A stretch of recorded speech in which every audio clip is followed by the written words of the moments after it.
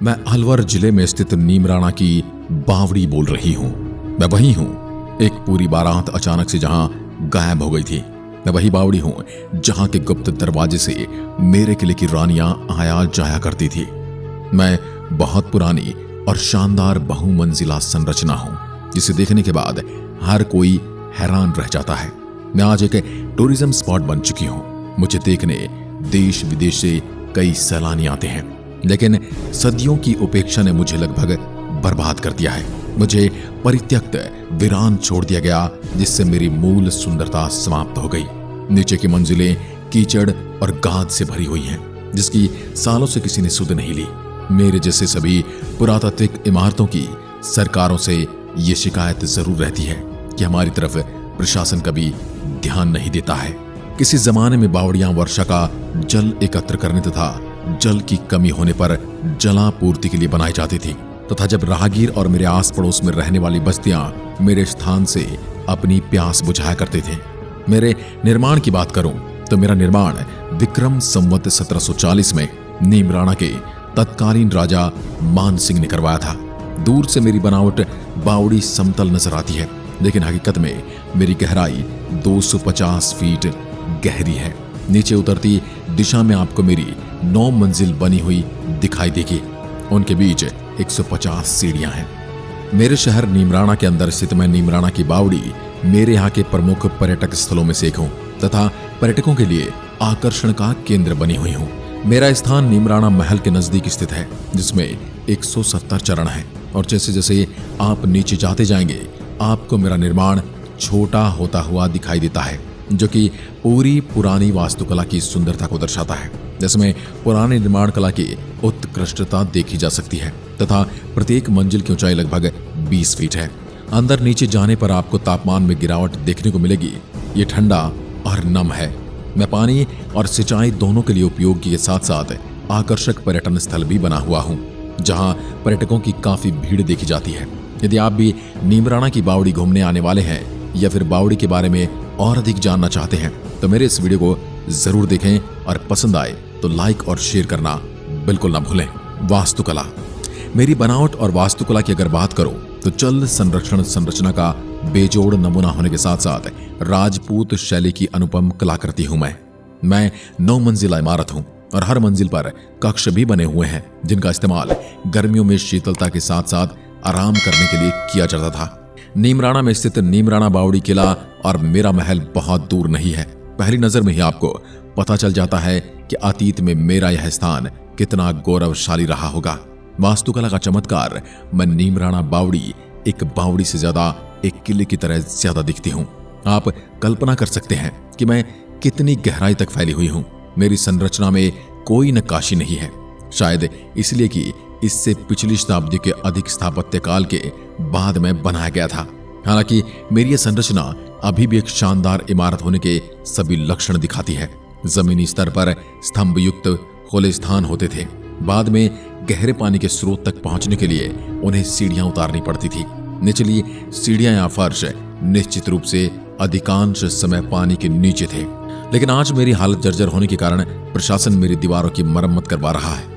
मेरे अंदर पर्यटक द्वारा कचरा भी खूब फैलाया गया है, और बरसात के पानी के साथ मिट्टी के जमने से मेरा अधिकांश निचला भाग मिट्टी से भर चुका है, जिसकी सफाई करवाई जा रही है। मेरी बावड़ी में आप यहाँ के कुएं की भव्यता को अपने कैमरे में कैप्चर कर सकते हैं, लेकिन उस जमाने में जब मेरे महलों में राजा राज किया करते थे, उस समय कहा जाता है कि मेरी बावड़ी के धरातल से गुप्त रास्ते हुआ करते थे, जिन्हें राजा और रानियां समय समय पर काम में लिया करते थे। तथा पुरानी किंवदंती के अनुसार मेरे यहाँ पुराने जमाने में एक बारात यहाँ रुकी थी, जो अचानक से गायब हो गई थी, जिसका आज तक कोई पता नहीं चल पाया। मेरे यहाँ के स्थानीय निवासियों का कहना है कि आज भी यहाँ सायकाल के समय में अजीब सी डरावनी आवाजें सुनने को मिलती हैं। अब बात करूं मेरे अलवर शहर के बारे में तो अलवर एक प्रसिद्ध ऐतिहासिक शहर, नीमराणा विरासत और समृद्ध संस्कृति का खजाना है। यह इतिहास के प्रति उत्साही और जिज्ञासु खोजकर्ताओं द्वारा सुशोभित एक स्थल है, जहां आपको एक से बढ़कर एक ऐतिहासिक धरोहर देखने को मिलती है। मेरे नीमराणा नगर का इतिहास हजारों साल पहले का है, जब चौहान राजवंशों ने 16वीं शताब्दी की पहाड़ी किले पर कब्जा कर लिया था। तब से लेकर आज तक 16वीं शताब्दी के पहाड़ी किले का स्थान है। तत्कालीन शासक चौहान परिवार को पृथ्वीराज चौहान के प्रत्यक्ष वंश का माना जाता है। हालांकि यह टाउनशिप विशाल उद्योगों और IT विकास के साथ एक औद्योगिक बेल्ट के रूप में विकसित हुई है। नीमराणा शहर ने अभी भी अपने ऐतिहासिक स्थलों और आकर्षण को संरक्षित रखा है।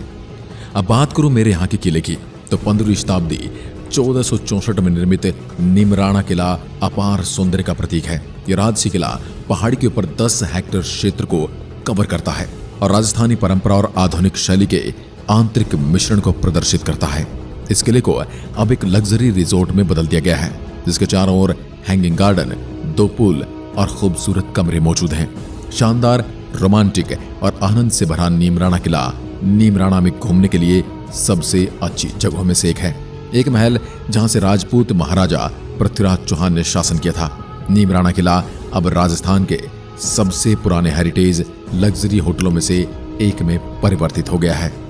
तो यदि आप मुझे यानी कि नीमराणा की बावड़ी घूमने का प्लान बना रहे हैं तो आपको नीमराणा किले पर अवश्य जाना चाहिए। ऐतिहासिक दृष्टि से भी नीमराणा काफी महत्वपूर्ण है। नीमराणा शहर के मुख्य निमोला मेव थे। किले का नाम शहर के प्रमुख निमोला मेव के नाम पर ही रखा गया है। जब 1192 में निमोला मेव और पृथ्वीराज चौहान के बीच युद्ध हुआ था, तो इस युद्ध में निमोला मेव की हार हुई। तब चौहानों ने अपनी राजधानी मंथन से नीमराणा स्थानांतरित कर दी। नीमराणा किला हवेली पृथ्वीराज चौहान तृतीय के वंशजों की तीसरी राजधानी बनाई गई।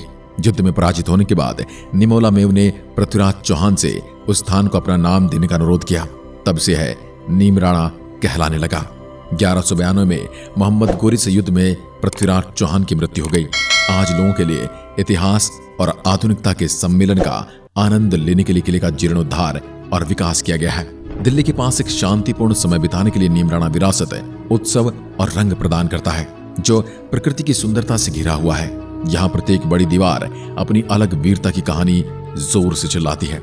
नीमराणा दिल्ली की भीड़ के बीच एक लोकप्रिय जगह है।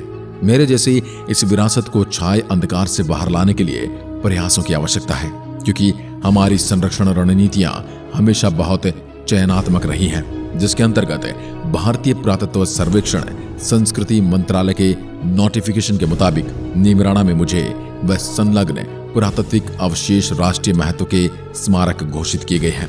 बावड़ी सहित कुल 1.26 हेक्टेयर भूमि इसमें शामिल है। इनमें कई विभागों की भूमि भी है। तहसील क्षेत्र के आम नागरिकों एवं क्षेत्रीय जनप्रतिनिधियों की वर्षों पुरानी मांग थी कि मेरे इस ऐतिहासिक स्थल के संरक्षण एवं संवर्धन का काम होना चाहिए। इससे हमारी ऐतिहासिक धरोहर को संरक्षित रखा जा सकता है। भारतीय पुरातत्व सर्वेक्षण विभाग के अधिकारियों का दल नीमराणा आया था।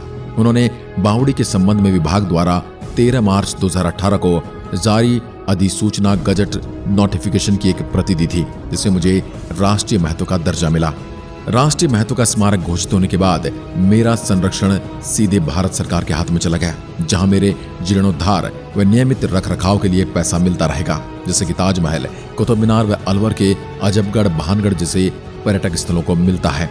अगर आप नीमराणा में बावड़ी घूमने का प्लान बना रहे हैं तो मैं आपको बता दूं कि अब भारतीय और विदेशी सभी पर्यटकों से प्रवेश के लिए किसी भी प्रकार का शुल्क नहीं लिया जाता है। यहाँ आप बिना किसी शुल्क का भुगतान किए आसानी से घूम सकते हैं। अगर आप मुझे देखने आते हैं तो आपको मेरे साथ साथ कई और चीजें भी घूमने का मौका मिल जाएगा, जिनके बारे में मैं आपको संक्षिप्त में जानकारी दे देता हूँ। Sariska national park.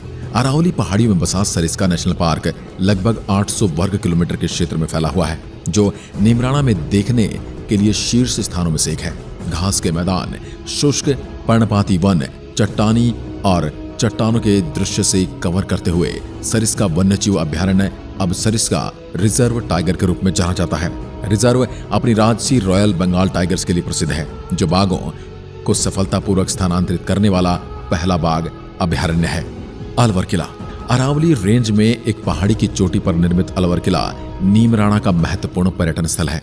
15वीं शताब्दी में हसन खान मेवाती द्वारा निर्मित अलवर किला 300 मीटर ऊंची चट्टान पर बसा है। यह किला उत्तर से दक्षिण तक 5 किलोमीटर और पूर्व से पश्चिम तक 1.6 किलोमीटर के क्षेत्र में फैला हुआ है। किलों में प्रवेश के 6 द्वार हैं, जो जय पोल, सूरज पोल, लक्ष्मण पोल, चांद पोल, कृष्ण पोल और अंधेरी गेट के नाम से जाने जाते हैं। ये द्वार राजपूतों की वीरता और शिष्टता का वर्णन करते हैं। महल की दीवारों को प्राचीन शास्त्र और मूर्तियों के साथ बारीक रूप से तैयार किया गया है। किले का एक एक हिस्सा इतिहास की विशेषताओं से भरा हुआ है, जो पर्यटकों के साथ साथ इतिहास प्रेमियों के लिए भी आकर्षण का केंद्र बना हुआ है। विनय विलास महल। विनय विलास महल नीमराणा के आकर्षक स्थलों में से एक है। यह एक वास्तुशिल्प चमत्कार है। इसमें शाही जीवन शैली की एक झलक देखने को मिलती है। इसके भूतल के अलावा अन्य सभी मंजिलें एक संग्रहालय के रूप में हैं, जो आपको पुराने ऐतिहासिक समय के मधुर रहस्यों और संस्मरणों को और राजाओं की दृष्टि से परिचित करवाती हैं। सिलिसेड लेक पैलेस। राजस्थान के खूबसूरत झीलों में से एक सिलिसेड झील नीमराणा की लोकप्रिय जगह है। शहर की भीड़भाड़ से दूर शांति, सुकून और मनोरंजन के लिए सिलिसेड झील पर्यटकों के लिए प्रसिद्ध पिकनिक स्पॉट बना हुआ है। यदि आप नीमराणा के यात्रा की योजना बना रहे हैं तो आप कुछ समय सिलिसेड झील में अवश्य व्यतीत करें। तथा आपको बता दूं कि नीमराणा जाने के लिए जुलाई से मार्च का समय सबसे बेहतर समय माना जाता है। नीमराणा जाने के लिए सर्दियों का समय आदर्श समय है, क्योंकि इस दौरान मौसम बहुत सुहावना होता है। नीमराणा चारों ओर से हरियाली से घिरा है। यही वजह है कि यहाँ का मौसम ज्यादातर समय खुशनुमा बना रहता है। नीमराणा मानसून में बहुत भारी वर्षा का अनुभव नहीं करता है, इसलिए जुलाई और सितंबर के बीच इस जगह का दौरा करने के लिए ज्यादा समस्या नहीं है। आपको बता दूं, नीमराणा दिल्ली से 122 किलोमीटर और जयपुर से 150 किलोमीटर की दूरी पर स्थित है। नीमराणा आप सड़क, रेल या हवाई मार्ग से यहाँ पहुंच सकते हैं। तो मेरे प्यारे दर्शकों, आपको मेरी भव्य और डरावनी बावड़ी के बारे में क्या विचार है, कमेंट में लिखकर जरूर बताएं। एक बार फिर मिलते हैं एक और ऐसे ही दिलचस्प और ज्ञानवर्धक वीडियो के साथ। तब तक के लिए नमस्कार, जय हिंद, जय भारत।